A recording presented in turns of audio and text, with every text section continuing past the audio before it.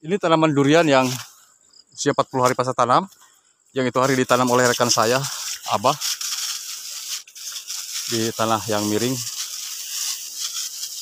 Kemarin 1 minggu yang lalu saya berikan pupuk dasar dengan NPK, tapi tidak banyak dosisnya.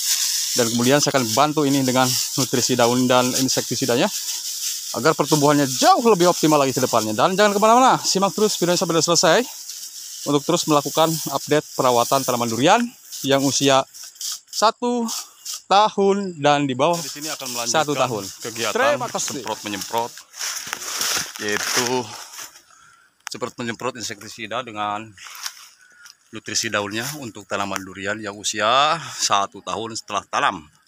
Nah, di sini sangat kelihatannya banyak kutu kebul, kutu putih. Ya, untuk keseluruhan tanaman durian saya itu diganggu. Tapi kan wajar aja, karena yang saya tanam ini di lahan kebun. Jadi kalau di lahan kebun tuh biasanya beda dengan di lahan yang dekat-dekat ke rumah atau banyak interaksi dengan manusia. Karena di lahan kebun tuh tempat inangnya para virus biasanya di situ, dan interaksi hamanya itu sangat beda dengan yang di dekat-dekat rumah gitu kan, karena populasinya itu jauh lebih banyak, biasanya itu jauh lebih banyak dibanding dengan populasi hama yang di sekitaran rumah. Makanya diusahakan setiap kita memiliki bibit tanaman durian, tanaman cengkeh, dan tanaman-tanaman lainnya, mulai lahan ke tanaman kebun, diusahakan bibit dari penangkar disimpan dulu maksimal 40 hari atau 1 bulan, minimal 1 minggu. Agar apa tujuannya? Agar tujuannya dia lebih beradaptasi dengan lingkungan hama yang di kebun. Karena kita diambil dari penangkar itu biasanya dekat-dekat rumah, yang jauh dari gangguan hama secara banyak ya gitu. Jadi kalau kita langsung dikebunkan, dia kaget nanti ya, karena dia belum adaptasi. Jangan seperti itu. Nah, di sini semua akan saya semprot ya, dan terus akan melakukan kegiatan semprot menyemprot ya, di mumpung tidak ada hujan di sore hari ini. Untuk 1 minggu di tempat saya tidak hujan, ini kesempatan sekali bagi saya untuk melakukan penyemprotan insektisida atau pestisida dan sekaligus memberikan nutrisi pada daunnya. Terima kasih, jangan kemana-mana, simak terus video sampai selesai. Saya akan melanjutkan penyemprotannya lagi untuk bagian 3-nya, karena di penyemprotan di sini di berbagai beda blok ya, ataupun di masing-masing bloknya ada tanaman durian dan tanaman cengkeh juga ya. Seperti itu tumpang saya. Terima kasih. 15 liter air ini saya kasih sekitar 30 gram ganassil daun ya, untuk nutrisi daun gitu. Dan racun serangganya sekitar 1 tutup botol saja. Saya berikan di sini. Oke, dan diusahakan seperti biasa yang saya kasih tahu di video saya sebelumnya, diusahakan memakai masker sebelum kita melakukan penyemprotan pada tanaman kita yang kita mau semprot. Tujuannya jangan sampai niatnya kita mengendalikan hama, malah diri kita yang dikendalikan. Karena itu banyak kejadian. Kenapa saya bilang seperti ini? Banyak kejadian. Itu hari ada petani tua yang bekerja di sawah, dia menyemprot sendiri ya, tanpa tenaga bantuan, dan beliau sangat tidak sadar masker gitu, yang akhirnya dia tumbang dan lepas itu meninggal. Karena apa ya, tidak meninggal pun karena akan menyisakan namanya racun-racun yang ada di dalam organ tubuh kita. Itu sangat berbahaya tentunya. Oke, baik, mudah-mudahan ini bermanfaat. Saya akan langsung masukkan ke tangki yang ukuran 2 liter sampai ini habis. Dan disemprot-semprotkan mau ke tanaman durian yang usia 1 tahun, baik tanaman durian yang baru tanam sekalipun. Terima kasih. Simak terus video sampai dengan selesai. Baik, langsung kita praktekkan ke tanaman durian yang berusia 1 tahun setelah tanam.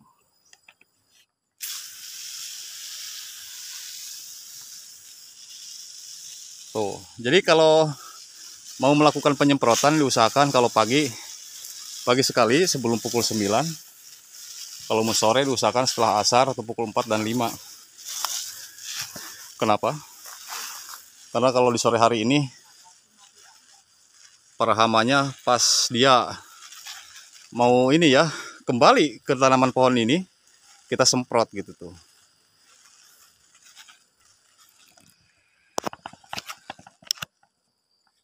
Oke.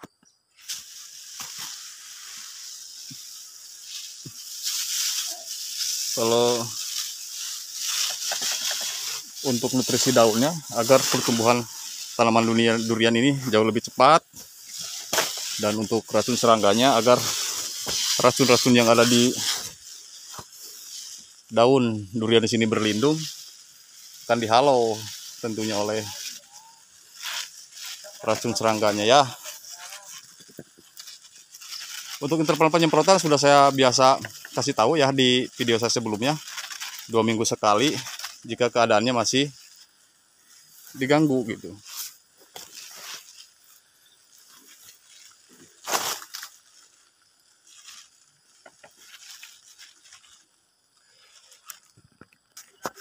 Kita lanjut ke musangking sahabat.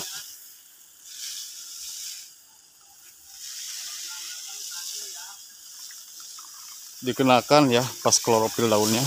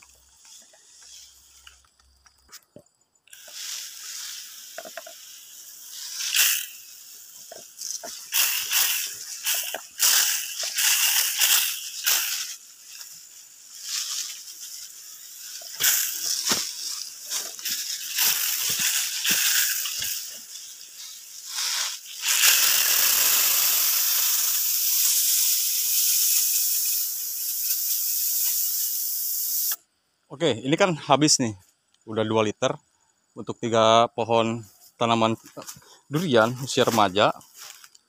Akan saya isi lagi ya untuk menyemprot tanaman durian saya yang lainnya itu sampai 1 ember itu habis. Nah di sini adalah usia tanamnya ini 11 bulan, padahal udah saya pruning atasnya masih terus dia naik ya. Ini untuk tanaman durian musangking cepat sekali pertumbuhannya.